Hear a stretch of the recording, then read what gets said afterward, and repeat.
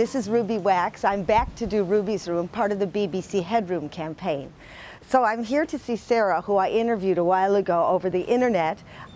Sarah has agoraphobia, and she's hardly left the house for the last 11 years. So I'm going to see her now. Sarah? Hi. Hello. Hi, Sarah. Hi. Hi. Before I go in, let's have a short recap. When I go out, nothing is going to happen to me. You know, I know that, but it's just my body reacts in a different way. You know, and that's the bit that I really find it hard to, to deal with. That my brain is telling me there's nothing scary, but yet my body is telling me completely different things. So what's happened since then? Well, apart from I'm in the middle of a divorce, that's the major thing. I've obviously got a new boyfriend, and you mean you left the husband? No, he left me. But are you better? Can you get further out of the house? I can now, yeah. Since I've been with Sean, yeah, he's a lot better. I mean, because my ex. How does Sean help you? Because he's just so much more supportive and understanding. Whereas if I was to panic with him, he wouldn't make a big deal of it. Well, what's a panic attack feel like? It starts here with me. It starts in my stomach. And feels like?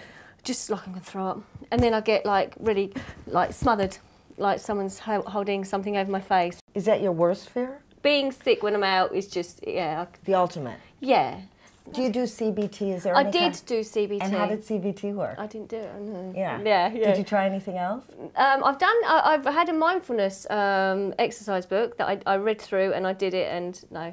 And I can understand, I understand the concept of mindfulness and acceptance totally, but it's just something, I don't know if I can't, I don't know why I can't sort of work with it. But for the agoraphobia, nothing's worked except your boyfriend taking you out and being really understanding. Yes. Can you picture that you'll have a normal life someday? I'd love to think that I could. What do you think would have to happen? You don't know? No, I don't know. A miracle. You think a miracle? Well, I don't know. I'm trying really hard. So I try, and I do things now that I didn't do when I spoke to you in February. Which is, well, go to his house. I mean, I stayed at his house, which is a good thing that I'm not always trapped in my house. I'm trapped in someone else's house now, which is... So it's the word trapped. Well, you know what I mean. It's yeah, I know, it's interesting that you say trapped. Well, because it's either one house or another house. Who's trapping? Me. Yeah. It's me. That's the bitch about mental illness, is that it's you. Yeah, of course it is. Yeah. And you're not doing it on purpose, but it's your brain is you. Yeah, It's not like your arm turned on you. No, that's it. It's bad. Yeah. So is that okay that we just try to go outside? Yeah, of course it is. And you'll be really honest with me. I will, yes. Okay, so you go first. I'm right behind you.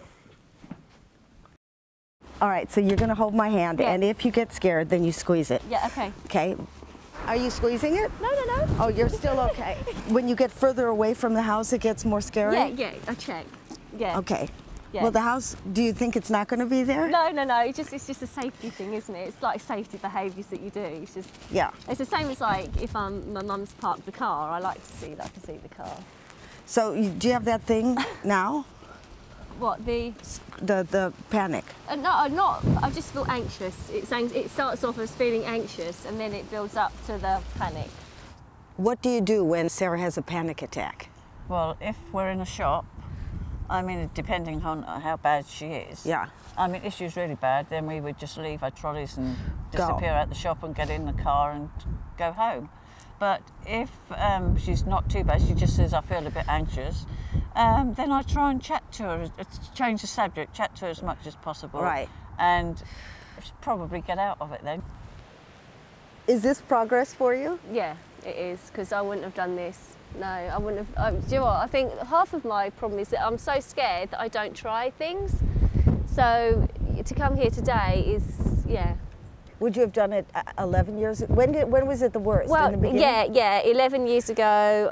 After I had Samuel, I was room-bound. So it was in my lounge, so I wouldn't even gone upstairs, let alone come out the door. So, but for this to happen now, just looking around, yeah. Is there some place where you would want to go maybe and try something even more challenging? If you want to, not if you don't. Well, there's a big park, I mean, bigger than this, about 10 minutes away, that would push it. Right. would definitely push my boundaries. And why is that park scarier than this park? Because because it's taken me away from a comfort zone, which is like a house that I'm near, and it will also take me away from the car. Okay. So it's like double. Would you want to do it? We can give it a go. Okay. Okay. All right. Do we hold hands again? You can hold hands. Okay. See, I feel better when you're holding my hand. Why is this more scary? Well, because the car is God knows where. I'm away from my home, and it's just not somewhere that I feel particularly safe. Well, what could happen? Panic. But you're not now, are you? I'm feeling a lot more anxious now than I was back there. I mean, do you think, like, because you're progressing, where do you want to get to in the end? I mean, how are you going to do it? I guess Doing these sort of things. Yeah. Yeah. Does your boyfriend make you do it? Yes, he does, yeah. Okay. You know, he will push me, but then he will know when not to push me. You know, so if I'm having a day where I really feel like I can't do it, then he won't, like, make me. I mean, right now, I am feeling not that great. Well, like you're going to be sick? No, just really anxious. Okay, so we'll go back. Yeah, can we? But you did really well. Yeah. Yeah.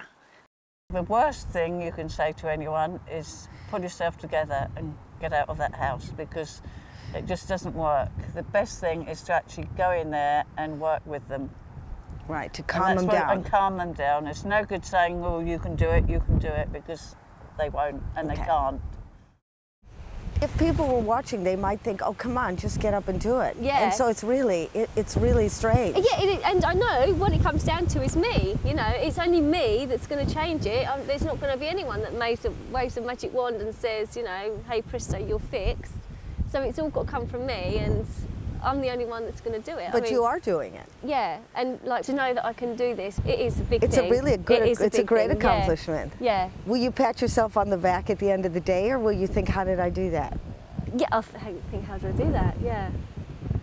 For more information, go to anxietycare.org.uk or anxietyuk.org.uk.